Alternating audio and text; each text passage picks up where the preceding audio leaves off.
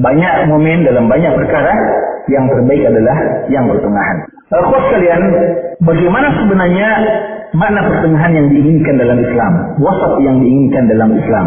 Ketika kita katakan Islam adalah agama yang wasat, agama yang pertengahan, maka kita harus memahami manusia yang paling konsisten dalam mengamalkan wasatiyah Islam adalah Nabi SAW dan para sahabatnya. Bagaimana mereka mengamalkan wasatiyah tersebut? Wasatiyah Islam ini diamalkan ikhwas sekalian ketika kita berislam dengan Islam model Nabi SAW dan para sahabat. Islam yang berada di dalam jalan yang lurus, as-sirat al-mustaqim. Kita tahu dalam hadis yang diriwayatkan oleh Abdullah bin Mas'ud radhiyallahu anhu, Nabi SAW pernah duduk di tengah-tengah sahabatnya, lalu beliau menggambar di tanah, di atas tanah, menggambar satu garis yang lurus, kemudian di kanan kirinya beliau menggambar garis-garis yang bengkok, yang banyak, dan mengatakan ala kulli sabilin syaitanun yad'u ilaihi. Setiap jalan-jalan yang bengkok ini, yang banyak ini, ada syaitan yang mengajak pada jalan tersebut. Di satu saja jalan yang lurus, lalu banyak jalan-jalan yang bengkok. Lalu beliau membaca ayat, wa anna hada sirati mustaqima fattabi'uhu wa la tattabi'us subula fatafarraqa bikum an sabili dzalikum wasaqum bihi la'allakum tattaqun. Inilah jalan yang lurus, siratul mustaqim.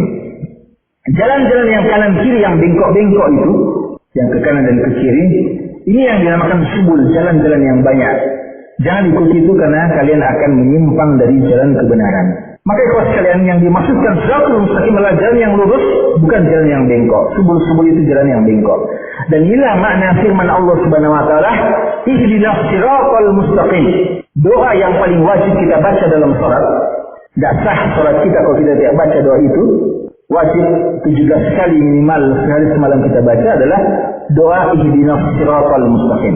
Apa itu siratal mustaqim? Dia adalah jalan lurus di antara dua jalan yang bengkok. Pertengahan, inilah jalan pertengahan yang kita maksudkan. Maka jalan pertengahan yang diinginkan dalam Islam adalah jalan pertengahan al-huda baina dolalatain. Jalan pertengahan di antara dua penyimpangan, dua kubu yang ekstrim, yaitu kubu Yahudi dan kubu Nasrani. Ihdinas siratal mustaqim siratal ladzina an'amta 'alaihim, lalu ghairil maghdubi 'alaihim, bukan jalannya Yahudi, walad dhalin, bukan jalannya Nasara. Berarti jalan pertengahan adalah jalan as-siratul mustaqim, jalan yang dicontohkan oleh para al-anbiya, siddiqin, wasyuhada, was-salihin. Wa may yuti'illah war rasul fa ulaika ma'al ladzina an'ama Allahu 'alaihim minan nabiyyin was-siddiqin wasyuhada was-salihin wa hasuna ulaika rafiqa. Jadi jalan yang lurus, jalan yang pertengahan, jalan wasat yang kita tuju adalah jalannya para nabi, para siddiqin, para syuhada, dan jalannya para orang-orang saleh. Islam pertengahan dari umat-umat yang ada. Wa kadzalika ja'alnakum ummatan wasata. Apa buktinya kawan sekalian bahwa Islam adalah jalan yang pertengahan? Islam jalan yang pertengahan karena Islam adalah agama yang pertengahan dari dua kutub yang ekstrim, utamanya dari kalangan ahlul kitab. Ini kalau kita bicara sekalian di antara umat-umat yang sesat, maka umat yang paling mendingan ahlul kitab sebenarnya. Jadi mungkin orang bilang, kenapa sampai selalu ahlul kitab? Jadi ahlul kitab ini yang paling mendingan, tapi disebutkan oleh Allah kesesatannya. Adapun yang lainnya sudah sangat jelas, ya, tentang musyrikin dan yang lainnya. Allah Subhanahu wa taala menyebutkan bahwa umat Islam umat yang wasat. Sebaliknya, umat yang lain ahlul kitab, Yahudi dan Nasrani, ini adalah umat yang gulu. Dua kali Allah sebutkan dalam Al-Quran. Yang pertama dalam surat Al-An'am ayat 171, Allah mengatakan, ya ahlul kitab la taghlu fi dinikum. Wahai ahlul kitab, Allah langsung berbicara kepada mereka, jangan kalian gulu, ekstrim terhadap agama kalian, dalam agama kalian. Yang kedua, surat Al-Maidah ayat ke-77. Kalau di sini Allah perintahkan kepada nabinya, qul ya ahlal kitab la taghlu fi dinikum. Katakanlah wahai Muhammad, wahai ahlul kitab, jangan kalian gulu dalam agama kalian.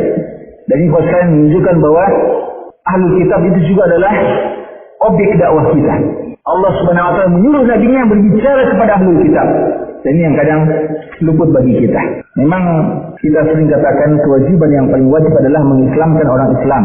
Dalam artian memperbaiki kualitas orang-orang Islam yang sudah mau berislam. Atau orang yang sudah menyatakan sebagai umat Islam. Tapi jangan kita lupa, di sana juga ada orang yang belum Islam, ahlul kitab dan agama-agama yang lain yang juga menunggu dakwah ini. Makanya dalam Islam, dalam Al-Quran banyak qul ya ayyuhal kafirun, ya. Qul ya ahlul kitab, banyak sekali juga dalam Al-Quran. Berarti dai juga perlu berbicara kepada mereka, mengajak mereka untuk rujuk kepada Islam. Orang ahlul kitab diingatkan untuk jangan gulu. Ya, berarti al-gulu adalah sifat ahlul kitab, adapun umat Islam sifatnya adalah al-wasatiyah. Al-wasatiyah. Khusus kalian, Islam ini adalah agama yang memerintahkan untuk wasat dan tidak gulu. Di samping dua ayat tadi, adapun dalam hadis Nabi SAW menyebutkan dalam hadis yang diriwayatkan Imam Bukhari dari sahabat Abu Hurairah radhiyallahu taala anhu, Nabi SAW mengatakan, "Inna dina yusrun, walan yushadda hadha din ahadun illa ghalabahu." Agama ini mudah, kata Nabi SAW. Dan tidak ada seseorang yang berupaya untuk menyulitkan agama kecuali dia akan dikalahkan sendiri oleh perbuatannya itu. Maka dia adalah orang yang ekstrim. Tidak ada itu yang konsisten dengan perbuatannya.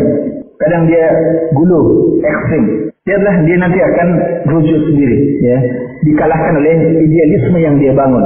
Nah, memang tidak mungkin bisa orang konsisten dengan sifatnya tersebut. Makanya banyak sekali orang yang tadinya keras sekali, akhirnya terpaksa dia kembali, dan entah dia menyatakan atau dia tidak menyatakan, dia akan kembali sendiri karena memang Allah telah menciptakan kita ini terbatas kemampuan kita. Kapan kita mau melampaui batas yang telah Allah kodratkan untuk kita, maka kita akan kalah sendiri.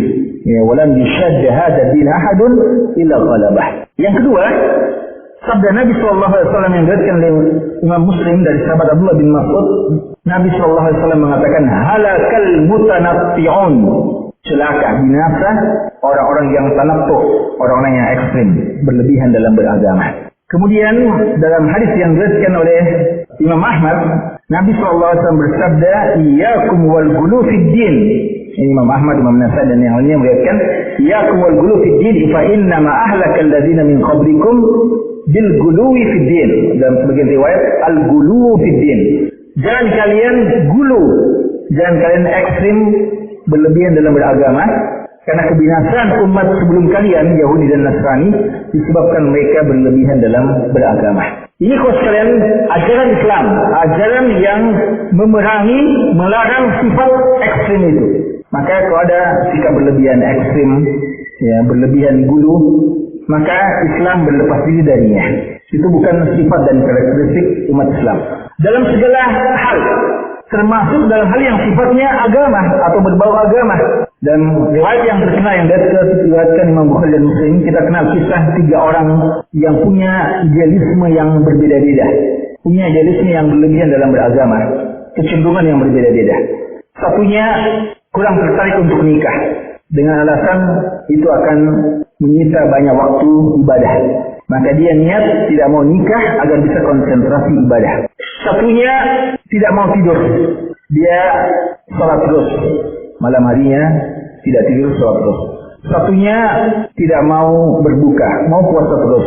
Jadi memang langkah syaitan, ya. Syaitan itu kadang membukakan kepada kita pintu kesempatan untuk berlebihan dalam beragama. Tapi karena ini kemampuan kita berbeda-beda, maka sesuai dengan minat kita.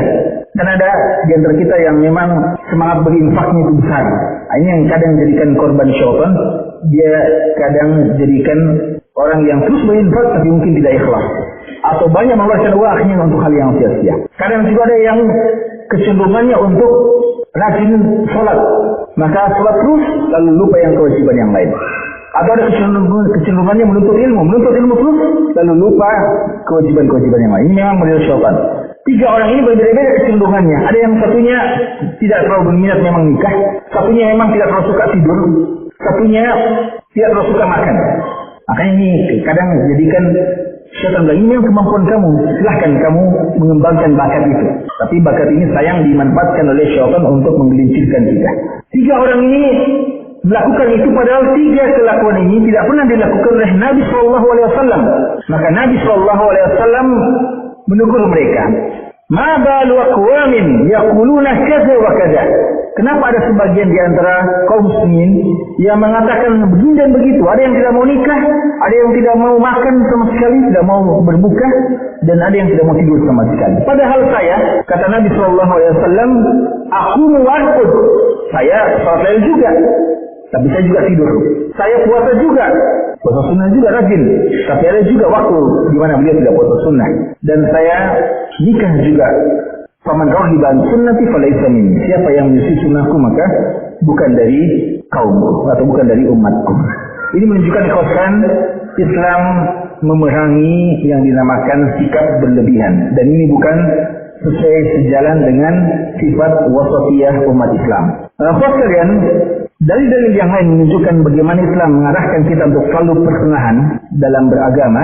Contoh dalam persoalan infak, ya, persoalan infak. Dalam persoalan infak, Islam mengatakan tentang ibadur Rahman, alladzina idza anfaqu lam yusrifu wa lam yaqturu. Orang yang kalau berinfak tidak berlebihan. Ini dalam surah Al-Isra dikatakan kullal basti, kalau dia berinfak kalau berlebihan, dan juga walam yaqturu, tidak juga sikir, pertengahan di antaranya. Itulah infak. Dalam doa, wala tajhar bi salatika wala tukhafid biha wa bataghi baina dzalika sabila. Kalau berdoa, berzikir jangan terlalu tinggi suaranya, jangan juga tidak kedengaran sama sekali. Cari jalan keluar pertengahan di antara keduanya. Jangan kita berdoa seakan-akan seperti berdoa kepada orang yang tuli, kepada zat yang tuli, Allah Maha mendengar. Tapi jangan juga dalam hati saja tidak dilafazkan. Itu tidak sunnah. Cari pertengahan di antara keduanya. Kemudian juga sampai dalam hal yang sederhana, dalam berjalan. Allah mengatakan waqsid fi masyik.